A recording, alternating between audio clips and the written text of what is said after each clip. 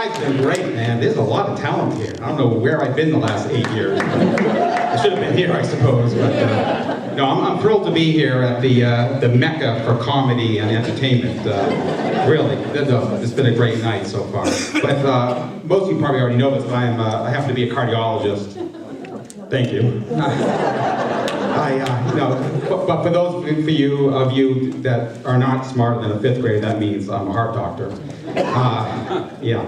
And so my wife is always asking me, how can you be a heart doctor when you have no heart? Well, that comment is completely unwarranted. I do have a heart, but because of HIPAA privacy law, I just don't let her see it. So I'm just always one step ahead. I'm also a very proud father of 2 great kids, actually young adults now, a 23-year-old and a 20-year-old. My 23-year-old is out there, right there. And I love my kids to pieces, really, I do. I just haven't figured out how to quite put them back together. But I'm working on it. I had some issues in the past, and I have to admit, when my kids were a little bit younger, they actually thought I was a bit of a creeper. Yeah, I know.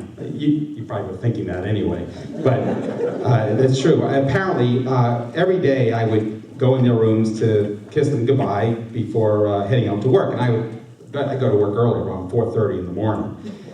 So I would, give them a kiss, and I would caress their hair, and apparently and invariably, my hand would land on their butts. Now, I didn't realize it. I didn't know they were up. That's for sure.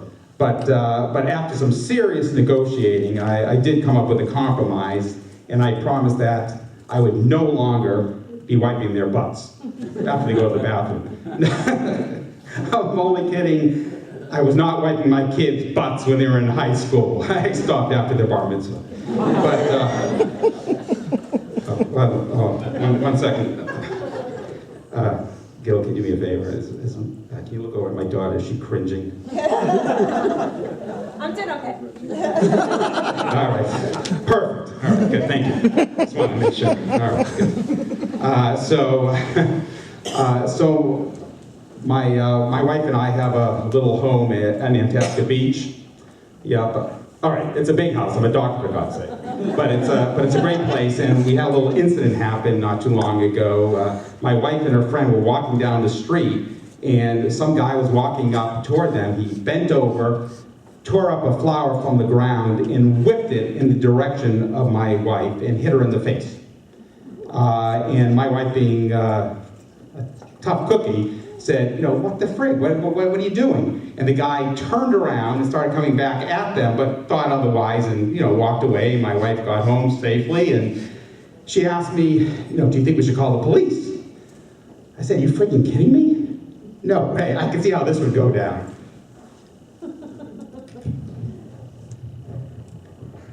Hello, Nantasket Police, what can I do for you? Hi, somebody threw a daisy in my face. Ma'am, do you have a description of this woman? No, not the person, the flower. Oh, Christ. Hey guys, I got a live one here.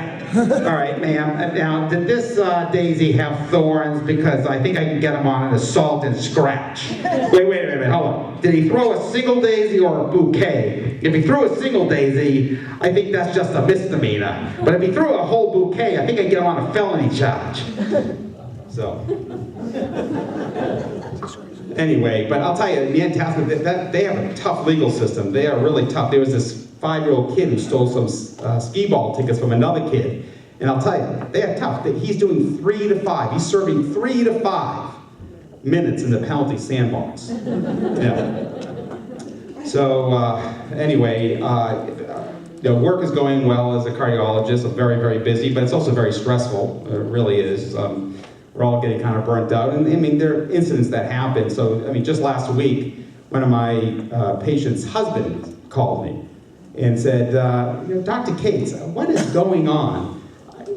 Every time my wife comes into the office, I hear some noises, then maybe some giggling, then a minute or two later, the door opens, she comes out, she's smiling, ear to ear. I mean, what the hell is going on?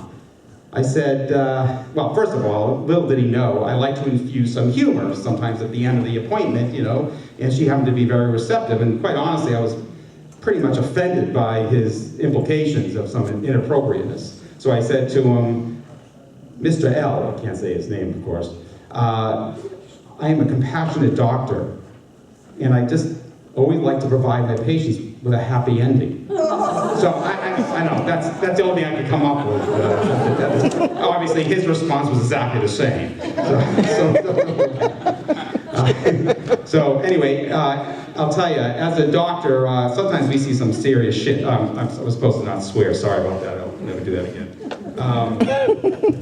But anyway, so there was this woman that I was supervising a non-walking nuclear stress test on, and she suddenly stopped breathing. I suddenly go into crisis mode. I'm thinking a million things every second.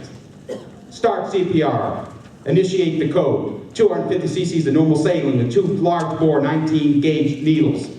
Place the enteroposterior defib pads. Prepare to defibrillate at 200 joules, 5-phase synchronous electricity. Oh, shit. I have dinner reservations at 6. Bang, bang, bang, just like that. A million times. Then I went to the nurse. I said, listen, I need the Ambu bag. And she says, I'm sorry, Dr. Cates, I can't find it. Oh, Christ. That means I have to now give mouth to mouth. This really happened. And so, as I'm giving mouth to mouth, well, first of all, this unfortunate 75-year-old lady. Now, if she looked like Giselle, I'd say, call my wife, tell her I'll be late.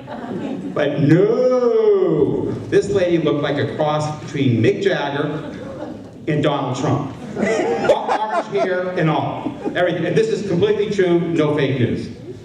So finally, I start delivering mouth to mouth, and a moment later, as I'm doing this, her dentures pop out of her mouth into mine. Yeah. And then all of a sudden, her eyes open, she looks up at me and says, thank you, Dr. Cates. So we've been dating for a year now. Things are going really well. I gave her a polygraph for her birthday. Yeah, that's it. I'm done.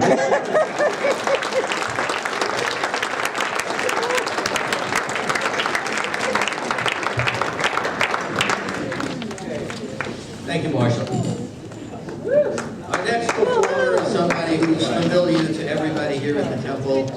You saw him be a soloist in our opening number, and we're thrilled that he's decided and is willing to share his vocal talents with us tonight. Please welcome Cantor Bluff.